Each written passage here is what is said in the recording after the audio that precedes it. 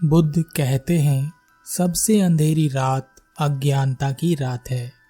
यह एक ऐसी रात है जो कभी नहीं गुजरती और इस अंधेरी रात में आप कुछ देख भी नहीं सकते। सामान्य रात में तो आप उजाले का प्रबंध भी कर सकते हैं, लेकिन अज्ञानता की रात में हमें उजाला ही अपना शत्रु नजर आता है और यह अज्ञानता की रात हमें उजाले की तरह दिखाई देती है। हम एक भ्रम में जीते रहते हैं, भ्रम भी ऐसा कि हम अपने आप को ज्ञानी और महाज्ञानी समझने लगते हैं और सामने वाले सभी हमें मूर्ख नजर आते हैं। इस दुनिया में सभी लोग जिम्मेदारियों के नीचे दबे हुए हैं। सबके ऊपर कुछ न कुछ जिम्मेदारियां हैं और यह सभी जिम्मेदारियां बचपन से ही शुरू हो जाती हैं। क्या आप एक ऐसे आदमी को ढूंढ सकते हैं जो अपनी जिम्मेदारियों से मुक्त हो, चाहे अपने पेट भरने की ही जिम्मेदारी क्यों ना हो। जिम्मेदारियां हमेशा बनी रहती हैं, लेकिन हम हमेशा सोचते हैं कि बस इस जिम्मेदारी से मुक्त हो जाऊं, तब फिर मैं शांति से जीवन जीऊंगा। लेकिन कभी आपके जीवन में ऐसा समय आया है क्या? जिम्मेदारियां तो अभी तक आपने बहुत सी निभा दी होंगी, लेकिन क्या आप अभी भी जिम्मेदारियों में नहीं बंधे हुए हैं? किसी ने सवाल पूछा था कि मैं ज्ञान के रास्ते पर आगे बढ़ना चाहता हूँ, बुद्धत्व के रास्ते पर चलना चाहता हूँ, लेकिन मेरे ऊपर जिम्मेदारियां बहुत सी हैं। एक बार मैं उन जिम्मेदारियों को निभा लूं, तब मैं इस मार्ग पर आगे बढ़ूंगा। एक कहानी है। एक बूढ़ा व्यक्ति एक गुरु के पास आया और उसने कहा, हे गुरुदेव, क्या आप बता सकते हैं मैं कब तक अपनी जिम्मेदारियों से मुक्त हो पाऊंगा? मैं ज्ञान के मार्ग पर आगे जाना चाहता हूँ। सोचता था कि जब अपनी जिम्मेदारियों को निभा लूंगा तब इस मार्ग पर आगे बढ़ूंगा, लेकिन आज तक भी मैं अपनी जिम्मेदारियों से पीछा नहीं छुड़ा पाया हूँ। वह हमेशा मेरे पीछे लगी रहती हैं। मैं क्या करूं? गुरु ने कहा, तुमने आज तक कौन कौन सी जिम्मेदारियां निभा ली हैं? व्यक्ति ने कहा, जब मैं छोटा था तो लगता था कि बड़ा हो जाऊं तो पढ़ने लिखने की जिम्मेदारी से मुक्त हो जाऊंगा। बड़ा हुआ तो लगा कोई व्यापार या पद पालूंगा तो अपनी जिम्मेदारियों से मुक्त हो जाऊंगा। उसके बाद मैंने शादी कर ली। उसके बाद मैंने सोचा कि बच्चे पढ़ लिख लेंगे, कामयाब हो जाएंगे तो मैं अपनी जिम्मेदारियों से मुक्त हो जाऊंगा। कुछ बच्चे कामयाब हुए, कुछ नालायक ही रह गए। तब लगा कि इनकी शादी करके मैं अपनी जिम्मेदारियों से मुक्त हो जाऊंगा। उनकी शादियां भी कर दी। तब मन में लालसा उठी कि अपने पोते पोतियों का मुंह देख लूं तो यह जीवन पूरा हो जाएगा। वह भी हो गया। तब लगा कि नहीं, इन्हें अच्छी शिक्षा देना भी मेरी ही जिम्मेदारी है। कम से कम इन्हें बड़ा होते तो देख लूं। आज जब वह सभी बड़े हो गए हैं, तब लगता है कि वह कामयाब हो जाएं तो मेरी जिम्मेदारियां खत्म हो जाएंगी। 3 दिन पूर्व मेरी पत्नी की मृत्यु हो चुकी है और मैं सोच रहा हूँ ऐसे ही एक दिन मैं भी मृत्यु को प्राप्त हो जाऊंगा, लेकिन मेरी जिम्मेदारियां खत्म नहीं होंगी। आखिर वह कौन सा पल होगा जब मैं जीते जी अपनी जिम्मेदारियों से मुक्त हो सकूंगा?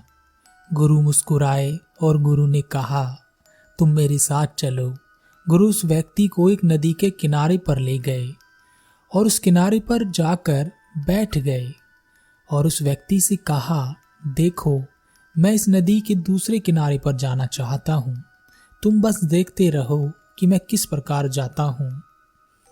गुरु को नदी के किनारे पर बैठे बैठे सुबह से शाम हो गई। अब उस व्यक्ति से रहा नहीं गया। उस व्यक्ति ने गुरु से पूछा, गुरुदेव, सुबह से शाम हो गई है, आप क्या कर रहे हैं? गुरु ने कहा, मैं नदी के दूसरे किनारे पर जाने की तैयारी कर रहा हूँ।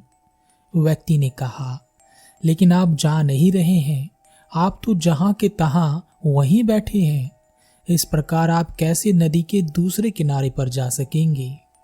गुरु ने कहा, बस एक बार इस नदी का सारा पानी बह जाए तब मैं इस नदी के दूसरे किनारे पर चला जाऊंगा। व्यक्ति ने कहा, आप पागल हैं क्या? भला इस नदी का पानी कैसे खत्म हो सकता है? यह तो लगातार निरंतर बहता ही रहता है। आप क्या इसके लिए जीवन भर यहीं बैठे रहेंगे? आपका जीवन समाप्त हो जाएगा, लेकिन यह पानी समाप्त नहीं होगा। गुरु मुस्कुराए और गुरु ने कहा, यही तो मैं तुम्हें समझाने की कोशिश कर रहा हूँ।